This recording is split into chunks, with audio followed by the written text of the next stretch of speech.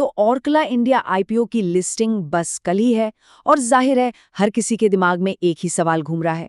इस पूरी चर्चा में हम सारे जरूरी डेटा को समझेंगे और देखेंगे कि लिस्टिंग के दिन सबसे अच्छी रणनीति क्या हो सकती है। हाँ, तो सबसे बड़ा सवाल यही है, लिस्टिंग पर क्या करना है? शेयर बेचना है, होल्ड करना है या फिर और खरीदना है? चलिए इसी सवाल का जवाब ढूंढने के लिए सीधे डेटा में उतरते हैं।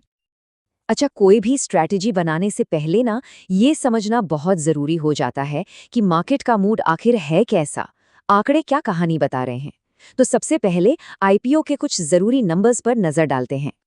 तो सबसे पहले आते हैं सब्सक्रिप्शन के आंकड़ों पर। देखिए, आईपीओ कुल मिलाकर लगभग 49 गुना सब्सक्राइब हुआ है।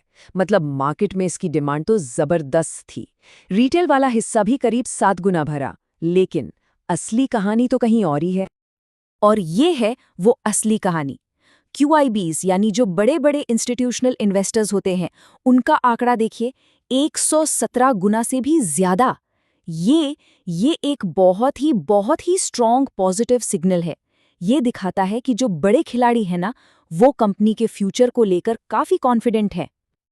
लेकिन कहानी में एक छोटा सा ट्विस्ट भी है। वो है ग्रे मार्केट प्रीमियम यानी जीएमपी। ये जो लिस्टिंग गेन का एक अंदाजा देता है ना, वो अपनी पीक यानी 145 रुपए से गिरकर अब 70 से 95 रुपए की रेंज में आ गया है। तो इसका क्या मतलब हुआ? इसका मतलब ये है कि लिस्टिंग शायद बम्पर या धमाकेदार ना हो, लेकिन हाँ, एक डिसेंट लिस्टिंग की उम्मीद तो बनी हुई है। तो फिर इन सब नंबर्स को मिलाकर देखें तो लिस्टिंग प्राइस कहाँ तक जा सकता है? चलिए एक मोटा मोटा हिसाब लगाते हैं। इशू प्राइस था 730 रुपए, और अगर हम औसत जीएमपी 80 रुपए भी पकड़ लें तो लिस्टिंग करीब करीब 810 के आसपास हो सकती है। मतलब लगभग 10 से 13% का लिस्टिंग गेन। तो अब जब हमारे पास डेटा आ गया है, तो आते हैं सबसे जरूरी सवाल पर, लिस्टिंग के दिन आखिर करना क्या है? देखिए, इसका कोई एक जवाब नहीं है। इसका जवाब इस बात पर डिपेंड करता है कि निवेश करने का मकसद क्या था। तो कोई भी एक्शन लेने से पहले 1 मिनट रुककर ये सोचना जरूरी है कि इस आईपीओ में अप्लाई किया ही क्यों था। क्या सिर्फ लिस्टिंग पर प्रॉफिट कमाने के लिए, या फिर इसे एक लॉन्ग टर्म इन्वेस्टमेंट के तौर पर देखा था? क्योंकि इसी से आगे की स्ट्रेटजी तय होगी। चलिए सबसे पहले बात करते हैं उन लोगों की जिनका मकसद सिर्फ और सिर्फ लिस्टिंग गेन्स कमाना था। अगर मकसद सिर्फ लिस्टिंग गेन था तो स्ट्रैटेजी बिल्कुल साफ है, प्रॉफिट बुक कीजिए। सोचिए, कुछ ही दिनों के अंदर 10 से 13% का रिटर्न, ये एक बहुत ही बढ़िया रिटर्न है। तो सुबह 10 बजे जैसे ही मार्केट खुले, अपने शेयर बेचने का ऑर्डर लगाकर इस मुनाफे को लॉक किया जा सकता है। ठीक है, अब आते हैं दूसरी कैटेगरी पर, उन इन्वेस्टर्स पर जो कंपनी के फंडामेंटल्स और उसकी फ्यूचर ग्रोथ को देखकर पैसा लगा रहे हैं। तो अगर निवेश का नजरिया लंबा है तो सिंपल सी सलाह है, होल्ड करें। देखिए, ऑर्कला एक जबरदस्त, बिल्कुल कर्जमुक्त एफएमसीजी कंपनी है। एमटीआर, ईस्टर्न जैसे ब्रांड्स किसके घर में नहीं है? वैल्यूएशन भी ठीक ठाक है। तो लिस्टिंग के दिन जो थोड़ी बहुत ऊपर नीचे की हलचल होती है ना, उससे घबराने की जरूरत नहीं है।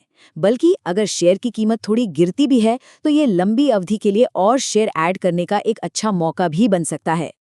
और अब एक तीसरी स्ट्रैटेजी, ये उन लोगों के लिए है जो थोड़ा सेफ खेलना चाहते हैं। ये रिस्क और रिवॉर्ड के बीच एक बढ़िया बैलेंस बनाती है और शायद सबसे सुरक्षित तरीका भी है। इसे कहते हैं 50-50 हाइब्रिड स्ट्रैटेजी। जैसा कि नाम से ही साफ है और इस चार्ट में भी दिख रहा है, बहुत सिंपल है, आधे शेयर बेच दो और आधे रख लो। इस स्ट्रैटेजी से होता क्या है? इससे रिस्क लगभग खत्म हो जाता है। कैसे? जब आप 50% शेयर बेचते हैं तो आपकी जो शुरुआती लागत थी वो और थोड़ा बहुत मुनाफा, वो वापस आपकी जेब में आ जाता है। अब जो बचे हुए 50% शेयर है ना, वो एक तरह से आपके लिए फ्री हो गए। अब आप उन्हें कंपनी की फ्यूचर ग्रोथ के लिए बिना किसी टेंशन के लंबे समय तक होल्ड कर सकते हैं। और आखिर में बात करते हैं उन लोगों की जिन्हें आईपीओ में अलॉटमेंट तो नहीं मिला, लेकिन वो लिस्टिंग वाले दिन इसमें एंट्री लेने की सोच रहे हैं। तो जिन्हें अलॉटमेंट नहीं मिला, उनके लिए एक ही सलाह है, भाई जल्दबाजी बिल्कुल मत करना। लिस्टिंग का दिन बहुत ज्यादा वॉलेटाइल होता है। शुरू में जिन लोगों को शेयर मिले होते हैं वो प्रॉफिट बुकिंग करते हैं, जिससे कीमत नीचे आ सकती है। तो बेहतर है कि कम से कम 30 से 45 मिनट तक इंतजार करें।